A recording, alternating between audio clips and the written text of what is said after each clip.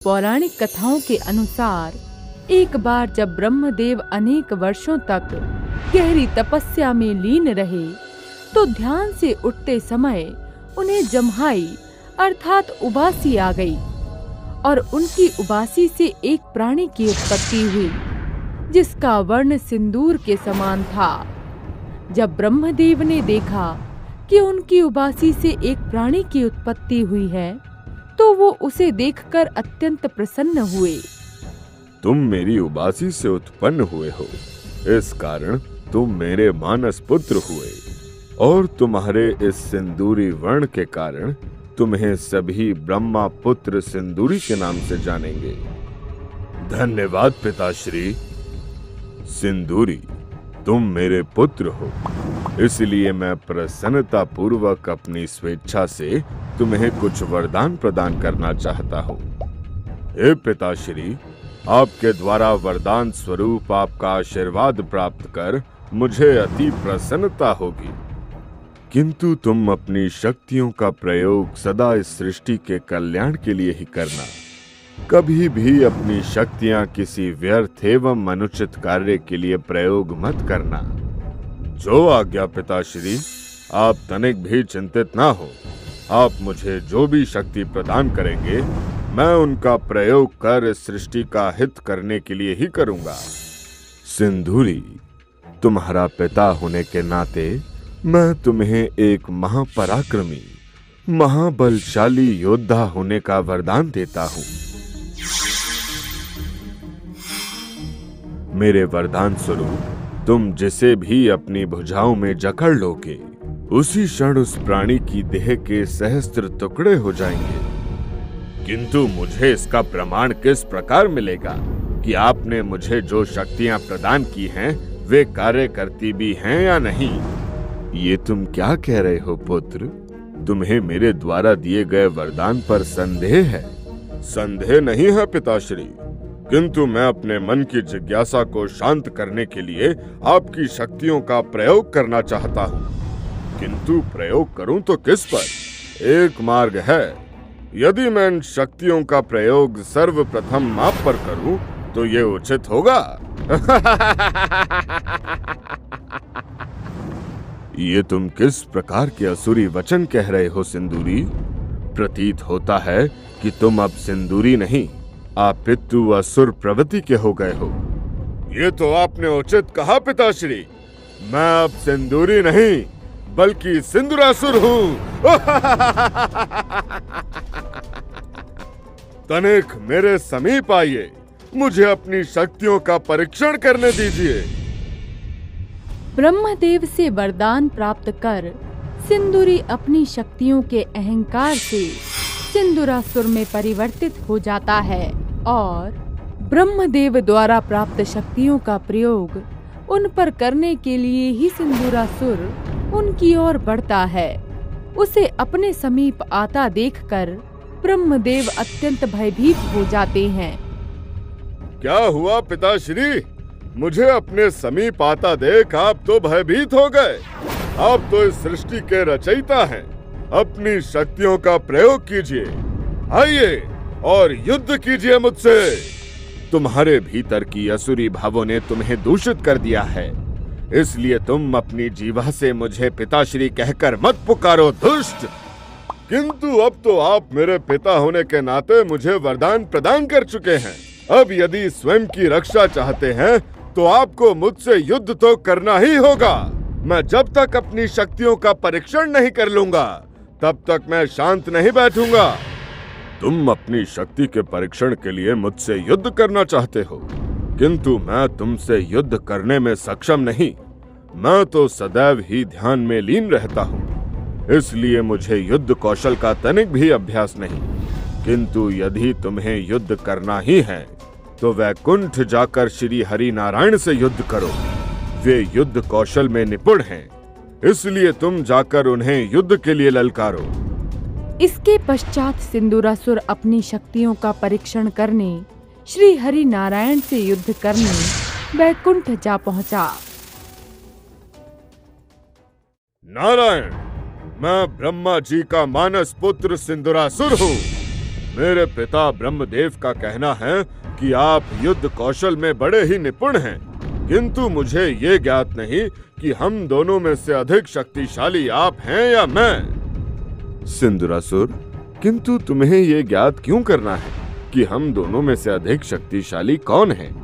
क्योंकि मेरे पिताश्री ने मुझे यह वरदान दिया है कि मैं जिसे भी अपनी भुजाओं में जकड़ लूंगा उसके शरीर के सहस्त्र टुकड़े हो जाएंगे। इसलिए मैं आपसे युद्ध करके इसका प्रमाण प्राप्त करना चाहता हूँ कि पिताश्री द्वारा दिया वरदान सत्य ही फलदायी है या नहीं। सिंदूरासुर, मैं तुम्हारी इस जिज्ञासा को शांत करने के लिए अवश्य तुमसे युद्ध करता, किंतु अनेक असुरों का वध कर करके मैं तनिक क्लांत हो गया हूँ और कुछ समय विश्राम करना चाहता हूँ। इसलिए तुम कैलाश पर जाकर कुमार कार्तिकेय को युद्ध के लिए ललकारो। महादेव पुत्र कार्तिकेय ही सभी देवताओं के सेनापति हैं और तुम्हारे साथ युद्ध करने में वो पूर्णतः सक्षम हैं। विष्णु जी के वचन सुनकर सिंदूरासुर कुमार कार्तिकेय से युद्ध करने कैलाश पर जा पहुंचा, जहां उसकी दृष्टि माता पार्वती पर पड़ी। जिस क्षण सिंदूरासुर ने माता पार्वती को देखा, उस समय माता पार्वती अपने हाथों से भगवान श्री गणेश की रचना कर रही थीं। माता पार्वती इस जगत की जननी है, जिनका रूप अत्यंत सुंदर एवं मनमोहक है।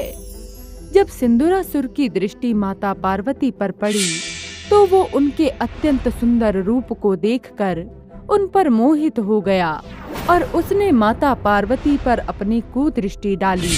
किंतु वो माता के समीप भी पहुंच पाता, उससे पूर्व ही माता पार्वती द्वारा मिट्टी से निर्मित किए गणेश जी ने अपनी अदृश्य शक्तियों से उस दुष्ट पर अदृश्य प्रहार किया, जिससे वो सीधा ब्रह्मदेव के चरणों में जा गिरा। तुम इसके ही योग्य हो सिंदूरासुर। तुमने मेरे पुत्र होकर भी स्वयं माँ आदि शक्ति पर अपनी कुदृष्टि डालने का नीच कृत्य किया है। मैं तुम्हें ये श्राप देता हूँ कि जिस जगत जननी माँ आदि शक्ति पर तुमने अपनी कुदृष्टि डाली है, उन्हीं का अनुज पुत्र तुम्हारे अंत का कारण बनेगा। आपके ही वरदान के अनुसार मैं सर्वशक्तिशाली हूँ और इस संसार में ऐसा कोई नहीं जो मेरा अंत कर सके। स्वयं पर नियंत्रण रखो सिंदूरासुर, वरना शीघ्र ही संसार से सदैव के लिए तुम्हारा अंत होना निश्चित है। ब्रह्मदेव द्वारा समझाने के पश्चात भी सिंदूरासुर अपने आसुरी कृत्यों में लीन रहता है। अनेक वर्षों तक सभी देवता उसके आतंक से भयभीत रहते हैं, जिसके बाद सभी देवतागण उसके अत्याचारों से मुक्ति पाने हेतु अपनी समस्या के समाधान के लिए महादेव की शरण में जा पहुंचते हैं। त्राहिमाम प्रभु, त्राहिमाम। उस दुष्ट सुंदरासुर ने हमें अपने अत्याचारों से व्याकुल कर दिया है। अब उस दुष्ट से आप ही हमारी रक्षा करें महादेव। इंद्रदेव, जब आपके साथ इस सृष्टि के रचयिता और पालनहार हैं, तो आपको मेरी सुरक्षा की भला क्या आवश्यकता आन पड़ी?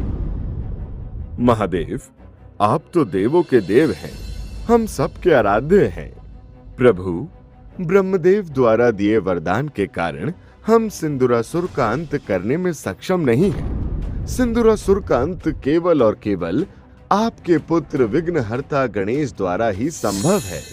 इसलिए हम सहायता हेतु आपके समक्ष आ पहुंचे हैं। नारायण, यदि इस असुर का अंत प्रभु गणेश के हाथों संभव है, तब तो आपको पुत्र गणेश का ध्यान कर उन्हें इस दुष्ट के संदर्भ में अवगत कराना होगा।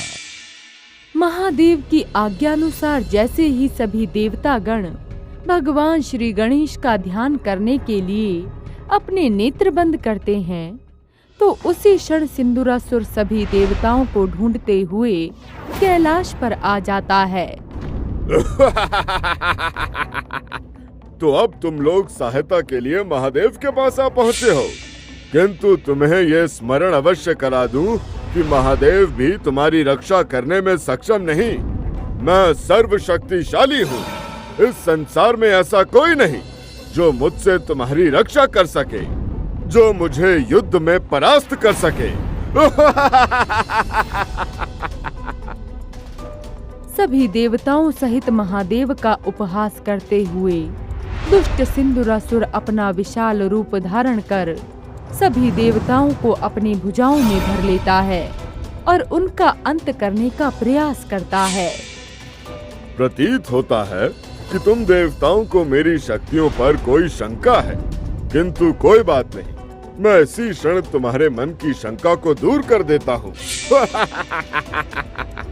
मेरी विशाल भुजाओं में अधिक देर तक जीवित नहीं रह पाओगे, बस कुछ ही क्षणों में तुम सब मृत्यु को प्राप्त हो जाओगे। सिंदूरासुर से स्वयं की रक्षा के लिए सभी देवतागण भगवान श्री गणेश का ध्यान करने लगते हैं। सभी देवताओं की पुकार सुनकर भगवान श्री गणेश उनके समक्ष प्रकट होते हैं।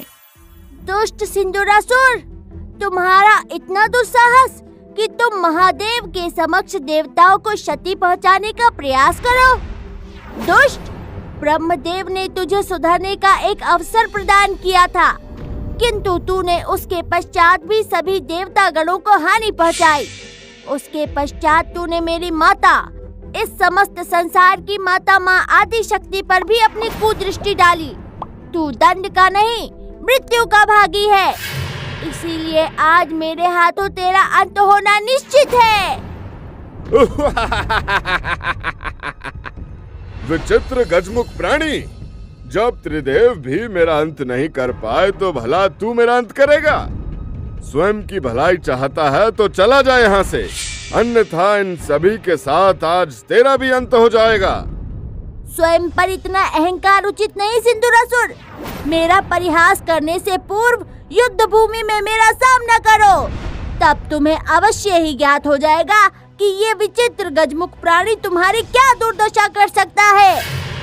तो तुम स्वयं को मुझसे अधिक शक्तिशाली समझते हो? यदि ऐसा है तो उचित है, करो मुझसे युद्ध। अभी तुम्हें ज्ञात हो जाएगा कि कौन किसकी क्या दशा करता है।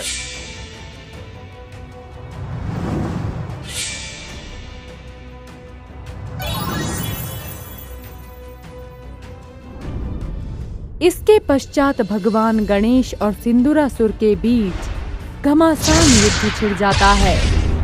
दोनों एक दूसरे पर अपने अनेक अस्त्रों शस्त्रों से प्रहार करते हैं, किंतु बहुत देर तक युद्ध करने के पश्चात भी युद्ध का कोई परिणाम नहीं निकलता। तब भगवान गणेश अपनी सूंड को ही अपना शस्त्र बनाकर सिंदूरासुर पर प्रहार करते हैं, जिससे सिंदूरासुर घायल होकर बेसुध हो जाता है।